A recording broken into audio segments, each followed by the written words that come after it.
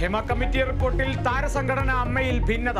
ഒറ്റപ്പെട്ട സംഭവമെന്ന അമ്മയുടെ നിലപാട് തള്ളി നടൻ ജഗദീഷ്. ഒറ്റപ്പെട്ട സംഭവമാക്കി ഒഴിഞ്ഞു മാറാനാകില്ല.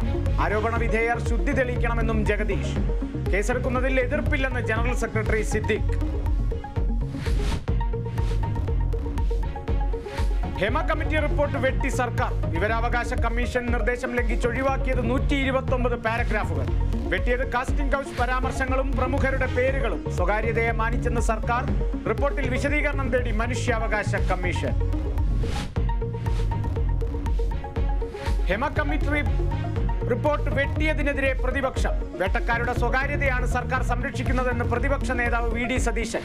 റിപ്പോർട്ടിൽ ഗുരുതരമായ കള്ളക്കളികളാണ് സർക്കാർ നടത്തിയതെന്ന് BJP. സർക്കാരിനൊന്നും ഒളിച്ചു വെക്കാനില്ലെന്ന് CPIM. മുണ്ടക്കൈ ചൂരൽമല ദുരിതബാധിതരിൽ നിന്ന് ബാങ്കുകൾ വായ്പാ തിരിച്ചടവ് ഈടാക്കിയതിനെതിരെ ഹൈക്കോടതി. സർക്കാർ സഹായത്തിൽ നിന്ന് വിഹിതം പിടിച്ചത് അസ്വസ്ഥതയുണ്ടാക്കി. പണം പിടിക്കരുതെന്ന് സർക്കാർ നിർദ്ദേശം നൽകണമെന്നും കോടതി. ജോലിഭാരത്തിൽ വലഞ്ഞെന്ന് പോലീസ് അസോസിയേഷൻ. പ്രവർത്തന റിപ്പോർട്ടിൽ രൂക്ഷ വിമർശനം. പോലീസിൽ ഇപ്പോഴും കൊളോണിയൽ സംസ്കാരം. പോലീസിൽ സ്വയം പിരിയൽ കൂടിയെന്നും റിപ്പോർട്ട്. നരേന്ദ്രമോദിയുടെ യുക്രൈൻ സന്ദർശനം തുടരുന്നു. യുക്രൈൻ പ്രസിഡന്റ് സെലൻസ്കിയുമായി കൂടിക്കാഴ്ച നടത്തി.